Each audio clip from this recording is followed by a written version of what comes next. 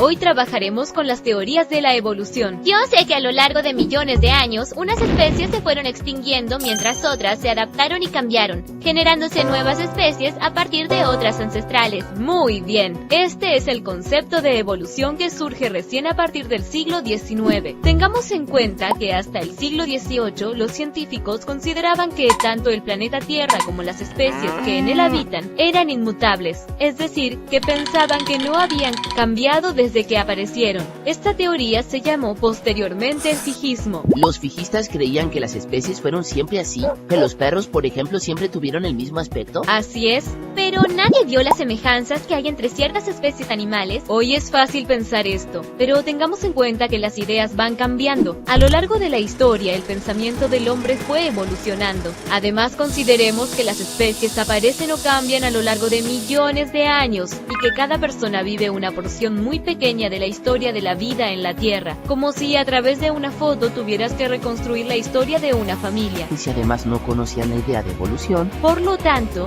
no es ilógico pensar que incluso hoy, quien no haya escuchado hablar nunca de evolución pueda pensar igual que los fijistas. Uno de los más reconocidos fijistas fue el naturalista sueco Carl von Linné, más conocido como Linneo. Él dejó una frase famosa que dice: tantas especies podemos numerar como diversas formas fueron creadas al inicio.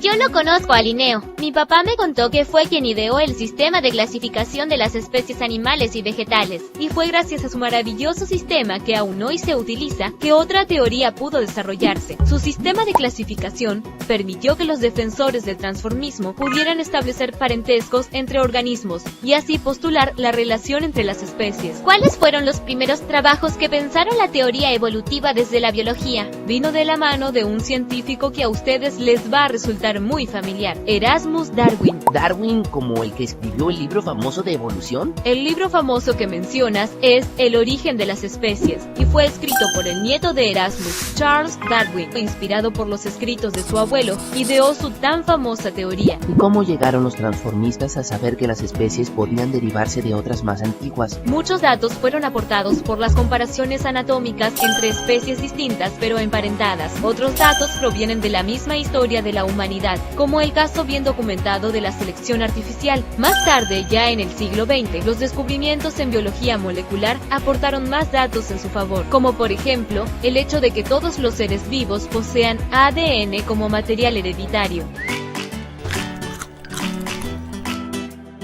Hola Nati, ¿qué ocurre que vienes con esa cara? Es que terminé de ver un documental sobre la extinción de algunas especies y eso me puso muy triste. Pensar que se necesitaron millones de años para que los animales y vegetales lleguen a donde hoy estamos y de un momento para el otro, ¡zas!, no existen más. Bueno Nati, no te preocupes tanto, quizás el día de mañana vuelvan a aparecer, nunca se sabe. No vuelven a aparecer. Cuando una especie se extingue para siempre. ¿Y por qué no pueden volver a existir? Porque las especies provienen de otras que son sus antecesoras, y cuando una línea evolutiva se extingue, ya no se puede reconstruir el camino. Sí, pero quizás de a poco. No, Mati, todos nosotros, animales, plantas, todos provenimos de un antecesor común, pero la evolución va haciendo que cambiemos. Ahora nuestros antecesores ya no existen. De allí mi parentesco con las termitas.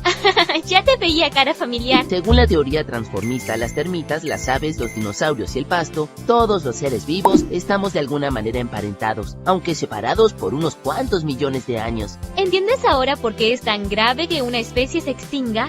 Sí, porque la evolución de cada especie se da a lo largo de millones de años y de una manera particular. Ojalá todos